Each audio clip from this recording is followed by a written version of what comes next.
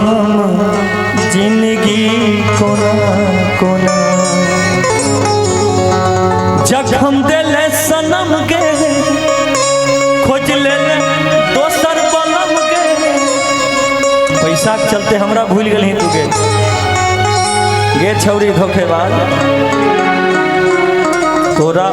तोरा बोढ़नी मरौरे बोढ़न झटी बुझल कि जखम दिले सनम के खोज ले तू दोसर बलम के सुन मर जइबा तोरा बिना केने रही वादा बदल ले इरादा केने रही वादा चल हमरा साथे काल तब न बुझबो। देखिए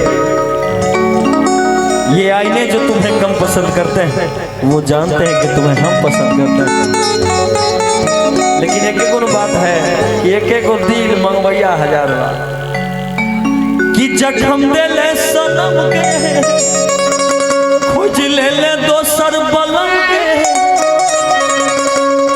एगो नहीं एकरा रोज कार्यक्रम मिले छे रोज जगह कार्यक्रम में जाए छे कौन कलाकार से प्यार भेज दे कहना मुश्किल है।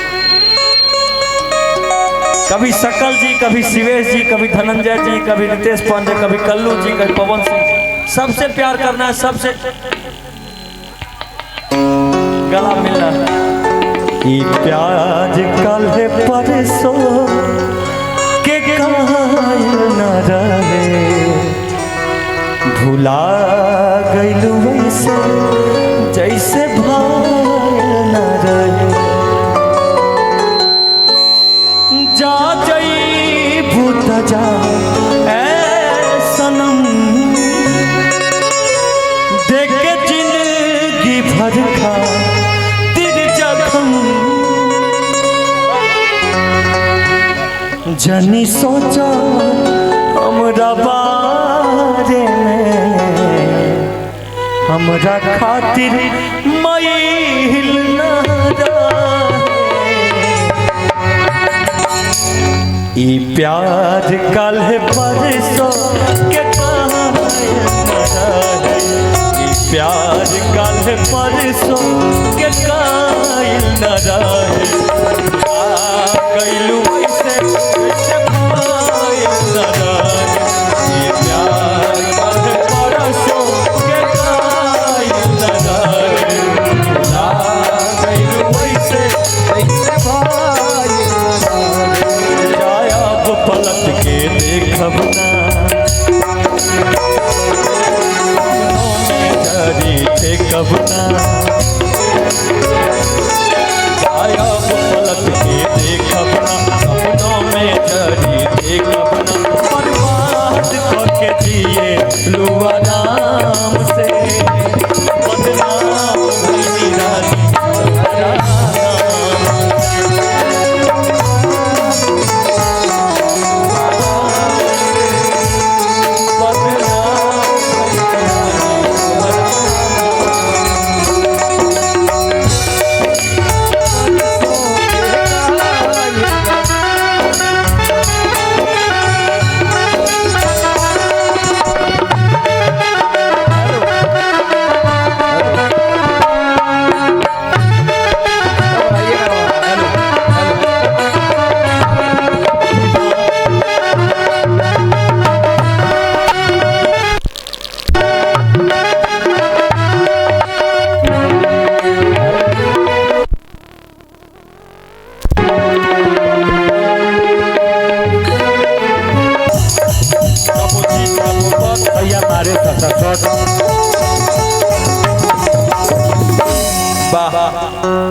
भइल मार कि सैया जी हमरा प्यार के अपना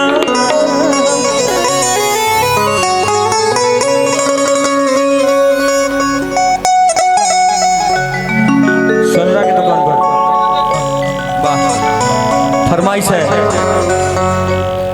एक गाना आजकल देखी चाचा जी निकलल बा कैसन कैसन दुनिया में जमाना में गाना आइल बा। पहले गाना जो आवत रहे कि पिया सिवान से पहले पुराना जमाना का गीत रहे कि पिया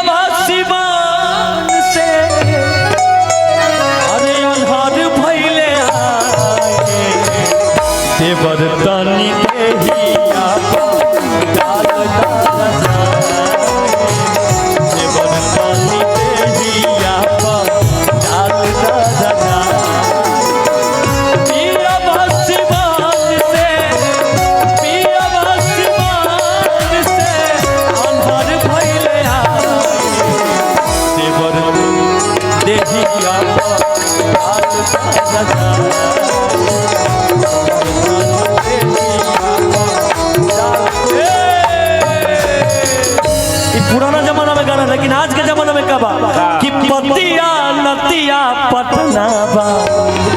देख ली जमाना चेंज हो गई कि पतिया नतिया पटना बा आ देवारा चटना बा। ए माय गॉड, अच्छा एको बार चाटा तक झूठ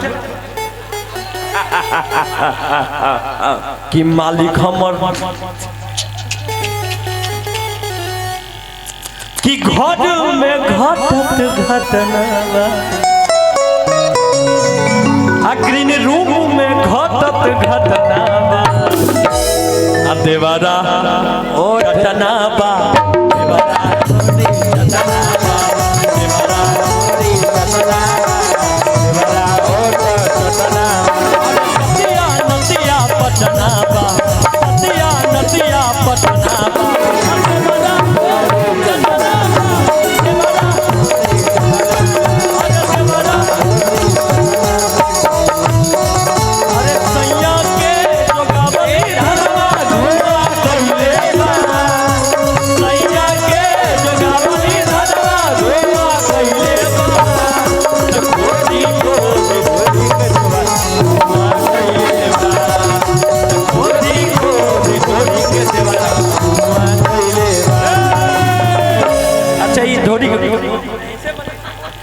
ए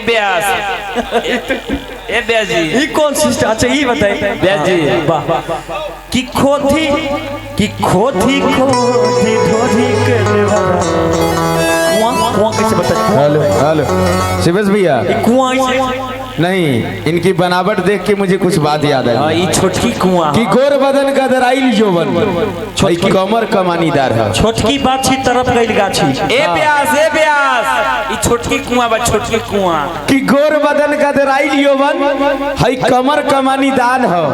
आहिरे दादाई का है, ढोरी है किनार है, ये कुआं है। कुआं कितना लोग पानी पी के गए निकल। हाँ, धुआं बहुत छोड़ देता है कभी कभी। बाछी नहीं जाएगी अभी गाछी। हाँ। प्रोग्राम चली भोरे 6 बजे के बाद। हाँ कि सैया के जोगावल धनवा धुआं कइले। अच्छा एक बात जानत नहीं सब लोग, अभी कम लोग हैं, इसको मत चढ़ाइएगा यूट्यूब पर, इस सब चीज को लाइव कर रहे हैं आप लोग महाराज। हम नहीं गाते हैं कभी सब गाना, अभी फैमिली प्रोग्राम है इसलिए गा रहे हैं। हाँ हाँ, वो विपरार्थक शब्द बोलते हैं। वो फरमाइश था कि सैया के जोगावल धनवा धुआं कइले। चंदन जंजल हमारे बहुत अच्छे मित्र हैं। हाँ। लेकिन हम पूछे उनसे कि सब आप काहे गाते हैं, तो बोला शिवेश जी ढोरिये पर पैसा मिलता है आजकल। XUV 700 ढोरिये पर खरीदा गया है।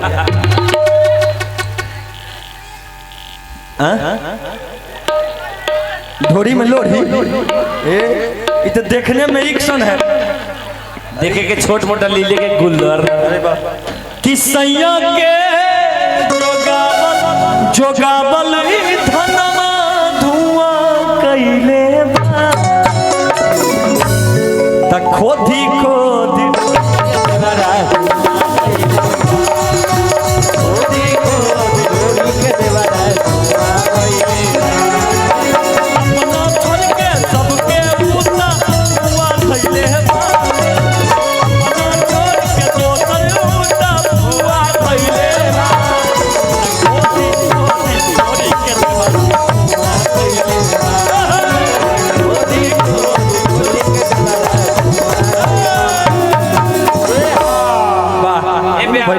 ए ब्यास, हाँ जी, आज बहुत ढील दा पति दोनी छील दा। पहला दिन ही तो हम कोई नहीं मारा, तो नहीं लोग खाते। वाह, इस सब के देख कितना म्यूजिक एकदम फ्रेश हो जाता, देख रहे हैं। आज जोन हम गाना गावत नहीं वो म्यूजिक पीछे हो जाता। सब चीज के प्रैक्टिस होला, जोन सुना पूरे म्यूजिक बजे। खूब बढ़िया, खूब ये गाना कि आज भर ढील दो, हमने बोलेंगे कि आज भर ढील दो, थोड़ी तक के छील दा धोक के नाम धो के कैसे धो के जबरदस्ती है क्या? ओके इनार है कोया के पानी पिक चल जाएगा, पैसा लगता है, आज अमरूद समझ रखे हैं का पैसा लगता है। आज भर ढील दो अरे धोधी जनी छील दा, आज भर ई बोली है ई बोली है ना राग मारा मारी नहीं कुछ ऐसा नहीं, मैं कुछ गाना अच्छा अच्छा अब कुछ सुने सुनावे वाला काम ये गाना आइल बा हमार होली वाह, ये गाना आया है कि होली में हिले तो हर बुर्ज खलीफा,